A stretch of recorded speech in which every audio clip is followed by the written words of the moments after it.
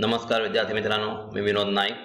आपण पाहत आहोत इयत्ता 9वीचा विज्ञान, ज्याच्यामधील 18वा लेसन, ज्याचं नाव आहे अवकाश निरीक्षण दुर्बिणी. विद्यार्थी मित्रांनो, आपण पहिल्या सेशनमध्ये पाहिलं की प्राचीन काळापासून मानवाला या अफाट आकाशाबद्दल कुतूहल आहे आणि त्याच्या प्रकारे आपण 8व्या इयत्तेत पाहिलं होतं की त्याने कशा प्रकारे आकाशाची विभागणी केली होती.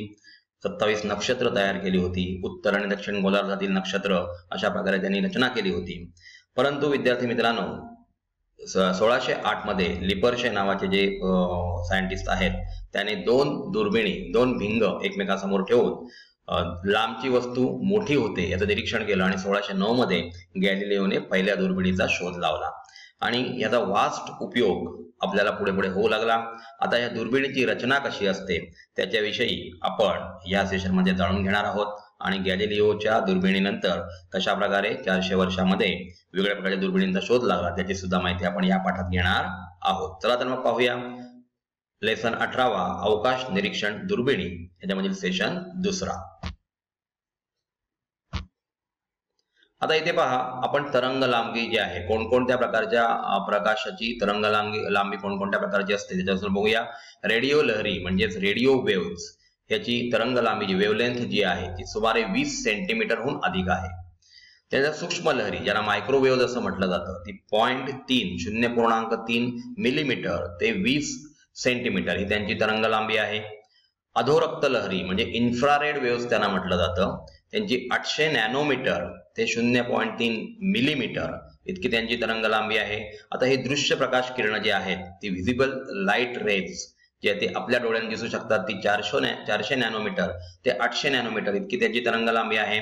आता त्याच्यानंतर अतिनील किरण बघा, म्हणजे अल्ट्राव्हायोलेट रेज त्याला म्हटलं जातं, ते 300 पिकोमीटर ते 400 नॅनोमीटर इतकी त्यांची रेंज आहे. क्ष किरणे ज्याच्या साहाय्याने आपण आपल्या शरीरामधील काही फ्रॅक्चर्स वगैरे असतील त्याचे फोटो बघू शकतो, ती म्हणजे क्ष किरण, ते 3 पिकोमीटर ते 300 पिकोमीटर इतकी त्यांची रेंज आहे, तरंग लांबी आहे.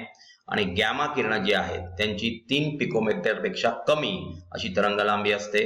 आणि अशा प्रकारे ह्या वेगवेगळ्या प्रकारच्या लहरींची किंवा प्रकाश किरणांची तरंग लांबी आपण या चार्टच्या मार्फत बघितलेली आहे.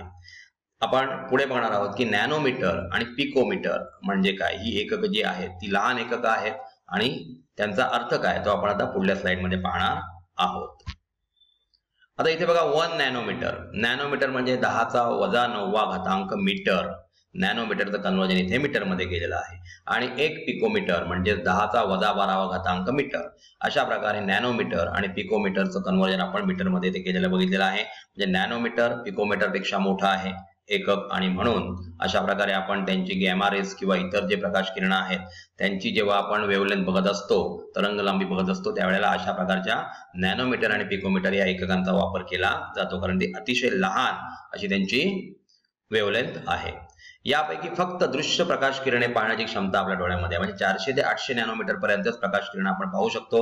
त्यामुळे अवकाशातून येणारा दृश्य प्रकाश पाहण्यासाठी आपण दृश्य प्रकाश दुर्बिणी म्हणजे साधे भिंग किंवा आरशापासून बनवलेल्या दुर्बीण वापरतो. म्हणजे दृश्य प्रकाश फक्त पाहू शकतो आणि म्हणून अशा प्रकारची भिंग जी आहे जी 400 नॅनोमीटर ते 800 नॅनोमीटर या रेंज मधली जी भिंग आहे त्यांचाच वापर आपण दुर्बीण म्हणून करत असतो.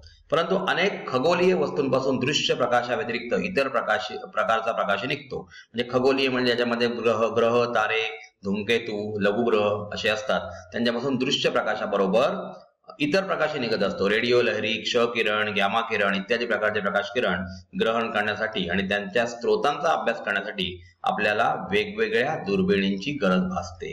म्हणजे फक्त 400 ते 800 नॅनोमीटर नव्हे तर वेगळ्या प्रकारच्या अवकाशामध्ये असलेल्या ज्या वस्तू आहेत त्यांचा सुद्धा आपल्याला शोध लावायचा आहे आणि म्हणून वेगळ्या प्रकारच्या दुर्बिणींची आपल्याला गरज असते. आता इथे बघा दुर्बीण टेलिस्कोप्स कशा प्रकारे तयार केला तर प्रकाश स्त्रोत आलेला दिसतोय. पदार्थ भिंग पहिल्या ह्याच्यामध्ये बघा नेत्रिका, म्हणजे पदार्थ भिंग मोठा आहे तर नेत्रिका ही छोटी आहे. नेत्रिकेच्या मार्फत आपण त्याची इमेज पाहू शकतो. आणि त्याच्यानंतर पुढे बघा प्रकाश स्त्रोत, ह्याची भिंग, जी 2 भिंग आपल्याला मोठी दिसत आहेत आणि अशा प्रकारे टेलिस्कोपची रचना असते, म्हणजे दुर्बिणींची रचना असते. आता दृश्य प्रकाश दुर्बिणी बघूया. Optical telescopes. अधिकतर दृश्य प्रकाश दुर्बिणीमध्ये 2 किंवा अधिक भिंगांचा वापर केलेला असतो. म्हणजे कमीत कमी 2 भिंग इथे वापरलेले आहेत आणि जास्तीत जास्त त्यापेक्षा जास्त सुद्धा भिंग वापरले जाऊ शकतात. आता खगोलीय वस्तूंपासून येणारा जास्तीत जास्त प्रकाश एकवटला जावा म्हणून पदार्थीय भिंग मोठ्या आकाराचे असते.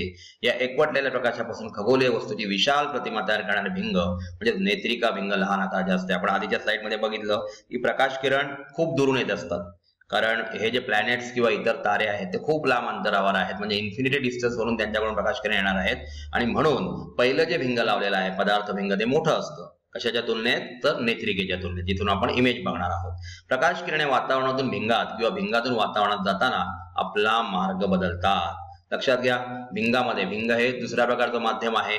आपण पुढल्या वर्षी तो लेसन बघणार आहोत की एका माध्यमातून दुसऱ्या माध्यमात जेव्हा प्रकाश किरण एंटर करत असतात, प्रवेश करत असतात, तेव्हा ते आपला मार्ग बदलतात. त्याचप्रमाणे इथे सुद्धा प्रकाश किरण जेव्हा वातावरणातून भिंगात जात असतात तेव्हा ते मार्ग बदलतात. त्याचप्रमाणे भिंगातून बाहेर येत असताना सुद्धा आपला मार्ग ते बदलत असतात, म्हणजेच त्यांचे वक्रीभवन होते. म्हणून या दुर्बिणीला वक्रीभवक दुर्बीण, रिफ्रॅक्टिंग टेलिस्कोप असं म्हणतात. लक्षात घ्या, इथे प्रकाशाचं वक्रीभवन होतं. आपल्याला माहिती आहे, जेव्हा आपण चिपच्या मार्फत एक प्रयोग करणार आहोत त्याच्यामध्ये की इन्सिडेंट रे जेव्हा चिपवर पडला जातो काचेच्या, त्यावेळेला तो स्तंभिकेजवळ झुकतो आणि जेव्हा काचेमधून तो बाहेर जात असतो तेव्हा तो स्तंभिकेपासून दूर जातो, म्हणजे प्रकाशाचं इथे वक्रीभवन होतं आणि म्हणून अशा प्रकारच्या टेलिस्कोपला म्हटलं जातं रिफ्रॅक्टिंग टेलिस्कोप.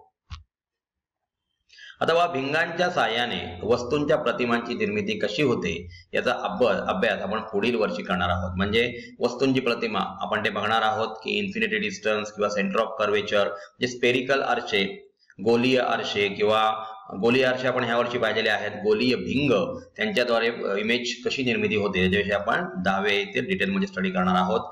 सामान्य आकाश निरीक्षणासाठी या प्रकारची दृश्य प्रकाश दुर्बीण उपयुक्त ठरत असली तरी यात काही अडचणी सुद्धा आहेत. म्हणजे सामान्य जनरल आपल्याला जर बघायचं असेल, डिटेलमध्ये बघायचं नसेल तर आपण साध्या प्रकारच्या दुर्बिणी वापरतो, परंतु अशा प्रकारच्या दुर्बिणी वापरत असताना त्यांच्यामध्ये काही अडचणी सुद्धा आहेत, त्या आपण पुढे बघणार आहोत. स्त्रोताकडून येणारा जास्तीत जास्त प्रकाश एकत्र करून स्त्रोताची तेजस्वी प्रतिमा मिळवायची असेल तर पदार्थीय भिंगाचा व्यास जास्तीत जास्त मोठा असणे आवश्यक आहे.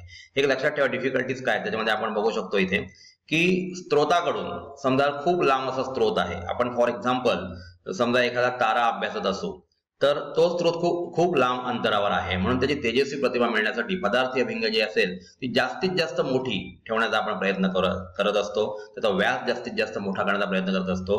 परंतु याच्यामध्ये अडचण काय आहे बघा, अशी मोठी भिंगे बनवणे अवघड तर असतेच, शिवाय त्यांचे वजनही खूप वाढते व त्यांचा आकारही बदलतो. ही पहिली अडचण झाली. कारण पदार्थीय भिंग जेवढी मोठी असेल तेवढी आपल्याला तेजस्वी प्रतिमा मिळू शकते, परंतु अशी भिंग बनवणे म्हणजे एक अवघड काम आहे. त्याचप्रमाणे त्यांचं वजन ही भिंगांच्या साईजमुळे वाढत असतं. दुर्बिणीची 2 भिंगे 2 विरुद्ध टोकाला असल्याने भिंगाचा आकार वाढतो, तशी दुर्बिणीची लांबीही वाढते. म्हणजे 2 भिंगांचा आपण कमीत कमी इथे वापर करत असतो आणि त्याच्यामुळे जास्त लांबची आपल्याला प्रतिमा जर बघायची असेल तर ही दोन्ही भिंग 2 टोकाला गेलेली असल्यामुळे दुर्बिणीची लांबी इथे वाढलेली दिसते.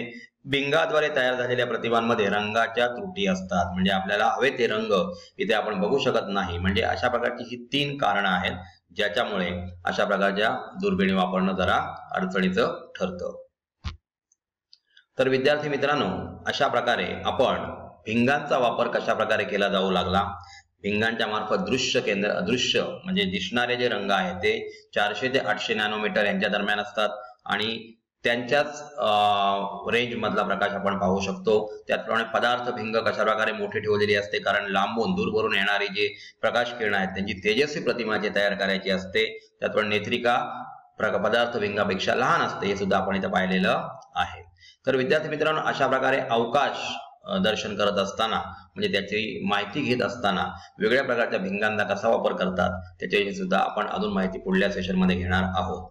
विद्यार्थी मित्रांनो, आस विद्यालय म्हणजेच एनी टाइम एनीवेअर स्कूल हे असं ऑनलाईन एज्युकेशनल ऍप आहे की ज्याच्या मार्फत 6वी ते 10वी पर्यंतचे विविध विषय जसे की science, social science, maths, English, Marathi, Hindi किंवा कॉम्प्युटर हे विषय आपण घर बसल्या समजून घेऊ शकता. आपल्याला चांगल्या प्रकारे ह्याचा वापर करता येईल. आमचे तज्ञ शिक्षक आपल्याला असणाऱ्या क्वेरींचा आपल्याला आवश्यक ती माहिती देत असतात, क्वेरी सॉल्व्ह करण्याचा प्रयत्न करत असतात. मला त्याच्या टेस्टचा अनुभव आपल्याला ह्या ऍपच्या माध्यमातून मिळत असतो. त्याचप्रमाणे हे जे शैक्षणिक जीवन आहे आपलं त्याच्यामध्ये आपण चांगलं शिकण्याचा काहीतरी प्रयत्न करायला पाहिजे. आपल्याला प्रत्येक गोष्टीचं आकलन झालेलं पाहिजे. ह्या गोष्टीचा विचार करून आस विद्यालयाने हे उत्कृष्ट असं ऍप बनवलेलं आहे. आपण हे ऍप रजिस्टर केलेलं आहे. आपल्या इतर विद्यार्थी मित्रमैत्रिणींना सुद्धा या ऍप बद्दल माहिती द्या, जेणेकरून त्यांनाही परीक्षेमध्ये चांगले मार्क्स मिळतील आणि त्यांचंही भवितव्य उज्ज्वल होईल. विद्यार्थी मित्रांनो, लक्षात घ्या, कॉम्पिटिटिव्ह वर्ल्ड मध्ये आपल्याला अगदी अर्ध्या मार्कासाठी सुद्धा चांगल्या कॉलेजेस मधला प्रवेश होऊ शकतो. तर असं होता कामा नये म्हणून आपण अशा प्रकारच्या आस विद्यालयाने बनवलेल्या ऍपचा वापर करावा, जेणेकरून आपलं भवितव्य उज्ज्वल होईल. धन्यवाद.